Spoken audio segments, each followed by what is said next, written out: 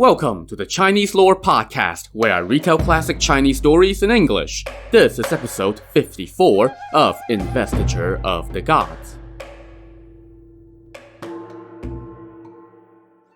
Last time, the former Shang prince Yin Hong had been sent by Master Pure Essence of the Jie Sect to go help Jiang Ziya. But along the way, he ran into Jiang Ziya's nemesis, Shen Gongbao, who convinced him to fight for the Shang instead, even though his father, King Zhou, had tried to execute him.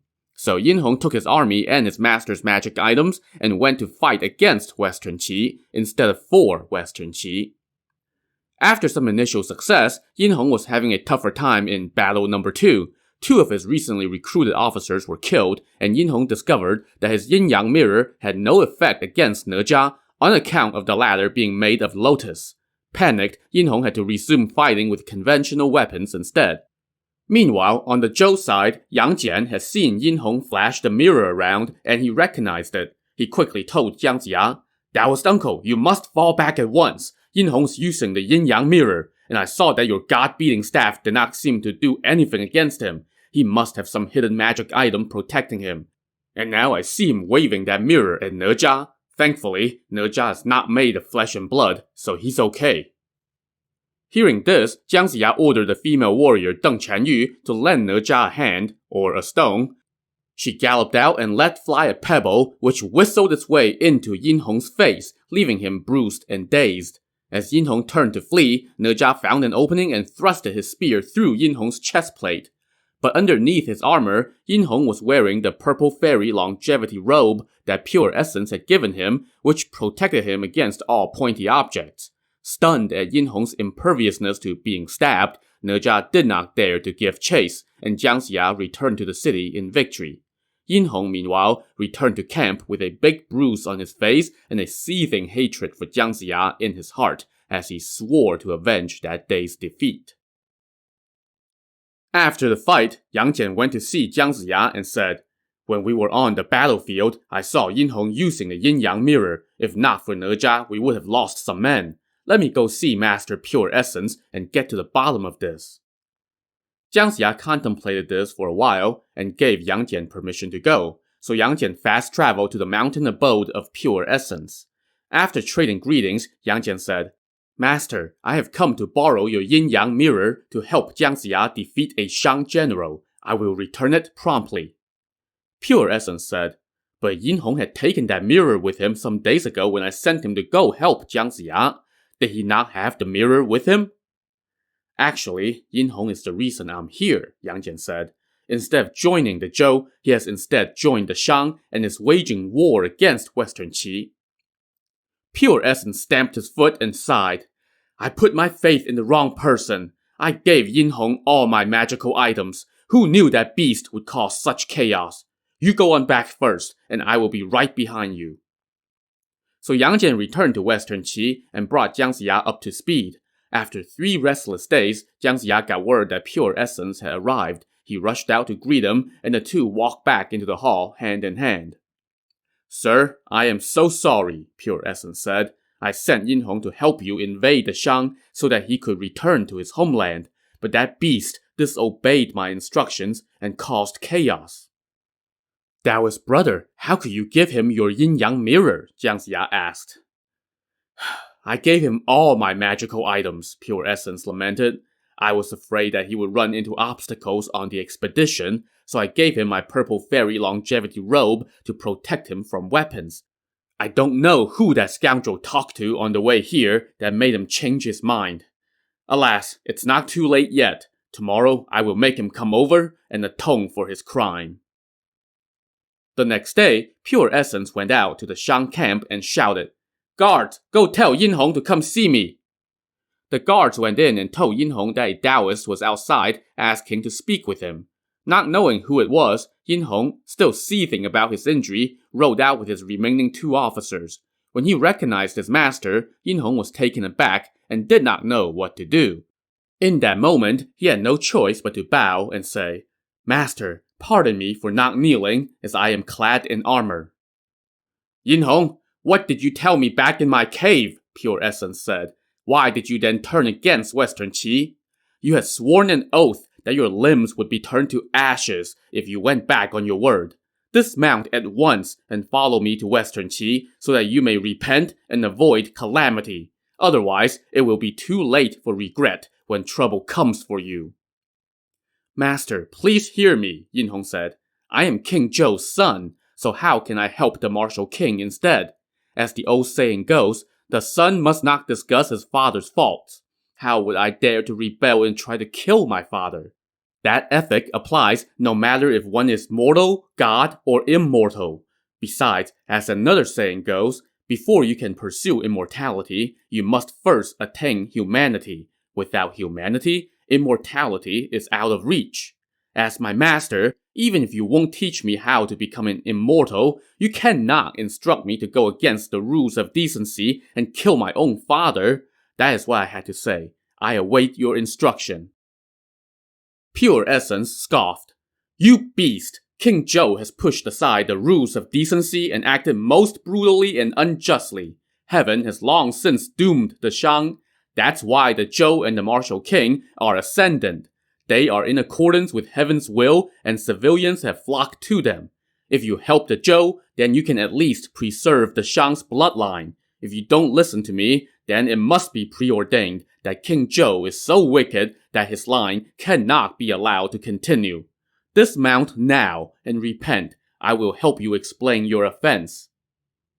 But Yin Hong now said sternly, Master, please go on back. A teacher cannot instruct his pupil to undertake something so disloyal and unfilial. I cannot obey. Once I have defeated the rebels of Western Qi, I shall come see you and repent. Pure Essence flew into a rage. You beast! How dare you disregard my teachings? As he spoke, he raised his sword and attacked. Yin Hong parried his blow and said, Master, why must you try to harm your own disciple for Jiang Ziya's sake? The martial king is a sage lord, and Jiang Ziya will be remembered for ages for helping the Zhou, Pure Essence told him. Why are you acting so recklessly in defiance of heaven? He then took another swing, which Yin Hong also parried. Yin Hong again pleaded, Master, we have the bond of teacher and pupil, and yet you have pushed that aside in your anger. If you insist on holding on to your biased view, then our bond will dissipate into nothing. How dare you wag your tongue? Pure Essence fumed as he took another swing. Now, Yin Hong was also fuming. Master, I have yielded to you 3 times. All courtesy due to one's teacher has been paid. Now, I can't yield anymore. And so, teacher and pupil now went at it full throttle. After a few exchanges, Yin Hong took out the yin-yang mirror. Pure Essence knew full well its powers, so he quickly fast-traveled away back to Western Qi. When Jiang Ziya greeted him, he recounted what happened. All the disciples of the Chan sect were up in arms and told him, Master, you were too meek. How can a teacher allow a pupil to lecture him? To this, Pure Essence made no reply. He just sat in unhappy contemplation.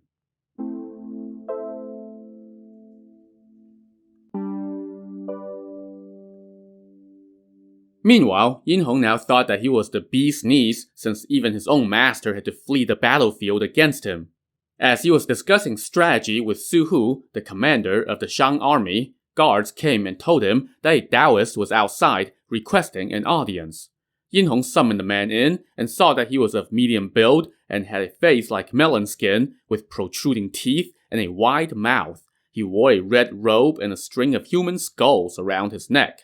Also around his neck was a gold inlaid container made from a human head, with flames coming out of where his eyes, ears, and nose should have been.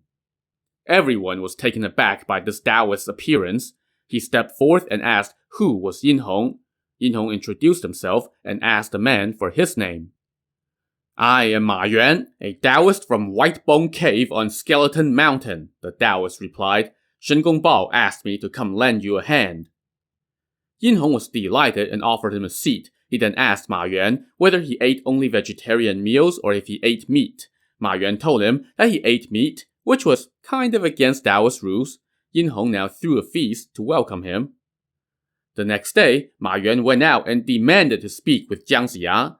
Jiang Ziya was like, oh great, another one of those 36 armies that I had coming to me. Why the hell didn't I just listen to my master and not look back when Shin Gongbao was calling my name? Anyway, there was no dodging this, so he went out with his army. When they met, Jiang Ziya and Ma Yuan traded the usual barbs about how, no, you are acting against heaven's will. And then they started to trade blows. After a few bouts, Jiang Ziya unleashed his god-beating staff, but Ma Yuan simply reached up and grabbed the staff out of the air and stashed it in his leopard skin pouch. Jiang Ziya was stunned. Just then, a man suddenly galloped onto the scene, clad in phoenix helmet, golden mail armor, red battle robe, and white jade belt. He shouted, "Prime Minister, here I come!" This was Wu Rong, a high-ranking general and provisions officer from a nearby province. He was delivering grain to Western Qi and happened upon this fight, so he rushed over to join the action. As he attacked with his saber, Ma Yuan was no match for his brawn, so Ma Yuan quickly uttered an incantation, and suddenly a ginormous hand emerged from the back of his head, plucked Wu Rong from his saddle, and threw him to the ground. Then, Ma Yuan put one foot on one of Wu Rong's legs and took hold of the other leg with his hands. In one ferocious motion, he tore Wu Rong in half and pulled out his still bloody heart. He then turned to face Jiang Ziya and the Zhou officers, put the dripping heart in his mouth, chewed, and swallowed. "Jiang Ziya, if I catch you, you will end up like this too," Ma Yuan shouted. Everyone on the Zhou side was like, "What the F?" Ma Yuan now challenged for battle again. This time, the Earth Traveler Tu Xingsun charged out to meet him. Like so many before him, Ma Yuan took one look at his diminutive stature and chuckled, saying, "What the hell are you doing here?" "I came to capture you," Tu Xingsun said as he swung his staff at Ma Yuan. "Damn scoundrel!" Ma Yuan cursed as he raised his sword and swung at Tu Xingsun. But Tu Xingsun used his nimbleness to his advantage, jumping all around Ma Yuan and sneaking in 7 or 8 good whacks on his legs. Ma Yuan was getting sore and tired, so he summoned his ginormous third hand again, and the hand grabbed Tu Xingsun and chucked him to the ground. But as soon as he hit the ground, Tu Xingsun disappeared. Ma Yuan didn't know about Tu Xingsun's powers, so he was a bit puzzled as to what happened to his foe. But before he had time to think too hard on that subject, a pebble came screaming in and dinged him squarely on the face. This was Tu Xingsun's wife, Deng Chanyu, turning to her specialty. But while the pebble hit Ma Yuan squarely in the face, it did not draw blood. It just caused a bunch of sparks and made Ma Yuan really pissed. Just then, Yang Jian came galloping in and attacked. Ma Yuan was no match for him, so after just a few bouts, Ma Yuan once again summoned the magic hand. This time, the hand threw Yang Jian to the ground, and Ma Yuan grabbed his legs and ripped him apart and ate his heart, just like before.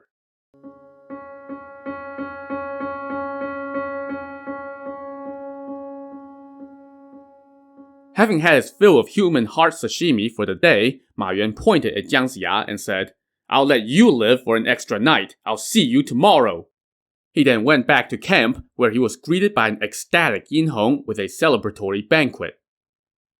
The feast went deep into the night, but around 9 p.m., Ma Yuan suddenly furrowed his brow and grimaced.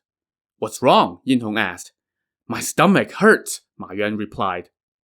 "Maybe the raw human hearts didn't agree with you," the officer Zheng Lun said. "Drink some warm wine, and you should be okay." So they heated up some wine and brought it to Ma Yuan. But the more he drank, the worse the pain got. And then, he suddenly let out a blood-curdling scream and started rolling around on the ground, shouting in pain, while you could hear a gurgling sound coming from his abdomen. "I can hear your stomach churning," Zheng Lun said. "Maybe you need to go relieve yourself, and then you'll be okay?" So Ma Yuan dragged himself off the floor and went to the back of the camp to use the latrine. And boy did he ever have to go. He was afflicted with explosive diarrhea for the next 3 days, and it was so bad that he lost half of his body weight. So this was all Yang Jian's doing. Using his powers of transformation, Yang Jian tricked Ma Yuan into swallowing a, magic pill, thinking that he was swallowing Yang Jian's heart. While Ma Yuan was glued to the latrine for days, Yang Jian snuck back to the city and told Jiang Ziya what happened. "I figure I'll put him down for a bit while we figure out what to do," Yang Jian said. "He's going to be unable to fight for the next 6 or 7 days. While they were talking, Ne Zhao rushed in and said that Master Wen Shu, another member of the Chan sect's class of 12, had arrived. Jiang Ziya welcomed him in, and Wen Shu said, "Congratulations, you will soon be named a commander." But Jiang Ziya lamented, "Right now, Yin Hong has disobeyed his master's instructions and is helping Su Hu wage war against us. And they also have help from Ma Yuan, who is brutal. I'm on pins and needles." Wen Shu said, "I heard that Ma Yuan had come to attack you. I was worried that it would delay your special day, so I came to tame him. Don't worry." Jiang Ziya was elated. "If you can help me, it would be my great fortune and my country's great fortune," he said. "But how will you tame him?" Wen Shu whispered a few words in his ear, and Jiang Ziya immediately gave some instructions to Yang Jian, who went off to make the arrangements. Later that afternoon, Shang scouts noticed Jiang Ziya outside their camp, alone, seated atop his four-knot-like, and pointing this way and that with his sword.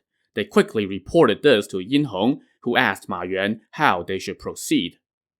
"That scoundrel Yang Jian tricked me a couple days ago and left me in a sorry state," Ma Yuan said. "Let me go catch Jiang Ziya so as to quench my anger." So he went out and shouted, "Jiang Ziya, don't you run!" And he stomped toward Jiang Ziya with sword in hand. Jiang Ziya hurriedly countered with his own sword. After trading a few blows, Jiang Ziya turned and rode away. Eager to capture his foe, Ma Yuan kept up a hot pursuit. But after a while, he thought to himself, "Jiang Ziya is riding on his four-knot-like while I'm on foot. Fine, I'll let him go today and deal with him tomorrow." But when Jiang Ziya saw Ma Yuan pull up, he also stopped and shouted, "Ma Yuan, do you dare to fight a few bouts with me here? I would capture you for sure." Ma Yuan laughed. "What skills do you have? You think I won't dare to chase you?" And with that, he started his pursuit again. Jiang Ziya traded a few cursory blows with him and rode away again. Ma Yuan was fuming now. "How dare you try to lure me in?" he thought to himself as he gritted his teeth and continued his pursuit. "If I don't catch you today, I swear I won't go back to camp. Even if I have to chase you to Kunlun Mountain, I will catch you." So the chase went on, and soon evening was descending. Ma Yuan turned around the foot of a tall, treacherous-looking mountain and lost sight of Jiang Ziya. By now, he was exhausted from the chase, so he leaned up against a pine tree to catch his breath, planning to go back to camp tomorrow. Around 9 p.m., Ma Yuan was suddenly startled by the sound of explosives ringing out from atop the mountain. He looked up and saw Jiang Ziya and the martial king Ji Fa sitting up there, drinking, while the officers around them all shouted, "Ma Yuan has fallen into our trap. He will be dead for sure." Enraged, Ma Yuan leaped to his feet and charged up the mountain with sword in hand. But when he got to the top of the mountain, there was not a single soul up there. And then, when he turned his gaze down to the foot of the mountain, he saw a sea of torches surrounding the mountain as men shouted, "Don't let Ma Yuan get away!" Again enraged, Ma Yuan now raced down the mountain. But when he got to where the torches had been, everyone had vanished. So yeah, we've seen this play before, and this kept up for a while more as Ma Yuan ran up and down the mountainside chasing ghosts. By the time dawn came, he had been at it all night and was tired and starving. "Fine, let me go back to camp for now and deal with Jiang Ziya when I sack his city," Ma Yuan thought to himself. So he left the peak of the mountain and started walking back to camp. But suddenly, he heard someone crying out in pain from a canyon. These cries were pitiful. Ma Yuan now rushed around the foot of the mountain and found a woman lying in the grass. "Who are you? Why are you yelling?" Ma Yuan asked. "Help me, master," the woman pleaded. "Who are you? How can I help?" "I am a civilian. I was going home to see relatives, but suddenly came down with severe cold chest pains. My life is hanging by a thread. Can you go find some nearby village or home and ask for some hot soup? That will save me. It would be a great kindness." "Miss, there's nowhere to get hot soup around here," Ma Yuan said. "You're dead one way or another, so why don't you let me make a meal of you, and it will help both of us." "If you can save me, of course I will serve you a meal," the woman said. "No, that's not what I meant," Ma Yuan said. "I was chasing Jiang Ziya all night, and I'm starving. Since you're going to die anyway, why not do me a favor and let me eat you?" "Master, stop joking," the woman said in a panic. How can you eat a human being? Ma Yuan was like, let me show you. He was so famished that he didn't even bother reasoning with her. He stomped forward, put one foot on her chest and the other foot on her thigh. He then cut open her clothes with his sword, exposing her belly. He then stabbed at her abdomen, causing a spurt of blood to squirt out. He scooped up the blood with his hands and swallowed several mouthfuls. So yeah, this was some gruesome stuff. Ma Yuan now poked his hands into the woman's body to find her heart so he could feast on something substantial. But as he felt around, not only was there no heart, he couldn't feel any other organs either, just a cavity full of blood. That's weird. Just then, a Daoist approached atop a deer, holding a sword. This was Wen Shu. Seeing him, Ma Yuan quickly tried to pull his hands out of the woman's body to fight. But suddenly, her skin grew back and closed up the cavity, with his hands stuck in there. Ma Yuan now stepped on her body and tried hard to pull his hands out, but to no avail. As Wen Shu approached, all Ma Yuan could do was kneel in this most compromised of positions and beg for mercy. Raising his sword, Wen Shu was just about to kill Ma Yuan when suddenly someone called out from behind, "Daoist brother, spare him!" Wen Shu turned and saw someone he didn't recognize. This man had his hair tied up in 2 coils and wore a Daoist robe. He had a yellow complexion and a short beard. After trading greetings, Wen Shu asked the man who he was and what he wanted. "You don't know me," the man said. "I am Jie, a Buddha from the West. This Ma Yuan was not destined to die here. He is destined to convert to Buddhism. Be compassionate and give him to me." Now, of course, this was all sorts of anachronistic since this story was set about 4 or 5 centuries before the historical beginnings of Buddhism. But historical accuracy is not really this novel's thing, so sure, let's roll with it. Wen Shu laughed and said joyously, "I have long admired Buddhism, and you are a talented celestial, so of course I will obey your wishes." Jie now put his hand on Ma Yuan's head and said, "My Daoist friend, what a pity that you have thrown away all your cultivation of the Tao. Why don't you follow me to the west and study the way beside the 8 Virtue Pond and enjoy a carefree life in the Forest of 7 Gems?" Well, that sounded awfully nice, even if the alternative wasn't to die a bloody death. So Ma Yuan agreed without a second thought. Jie thanked Wen Shu and then retrieved the god-beating staff from Ma Yuan and told Wen Shu to return it to Jiang Ziya. Then he set off back to the west with his new disciple in tow. So Wen Shu returned to Western Qi and told Jiang Ziya what happened. He then returned the god-beating staff. But even then, Pure Essence was still standing there with furrowed brow. He said, "Right now, we still have Yin Hong causing trouble. I fear it may delay Jiang Ziya's special day. What should we do?" Just then, Yang Jian came in and said that Immortal of Merciful Navigation, a fellow member of the class of 12, had arrived. The 3 men rushed out to welcome him. After trading greetings, Jiang Ziya asked Merciful Navigation why he had come. "I came specifically for Yin Hong," Merciful Navigation said. Pure Essence brightened up at that and asked how Merciful Navigation planned to deal with his prodigal disciple. "Do you still have the magic map that was used to break the 10 formations?" Merciful Navigation asked. "I have it right here," Jiang Ziya said. Merciful Navigation then laid out a plan. The details pained Pure Essence, but seeing that Jiang Ziya's special day was coming up soon, he had no choice but to go along with it. He said to Jiang Ziya, "We must have you go. Only then can this plan succeed."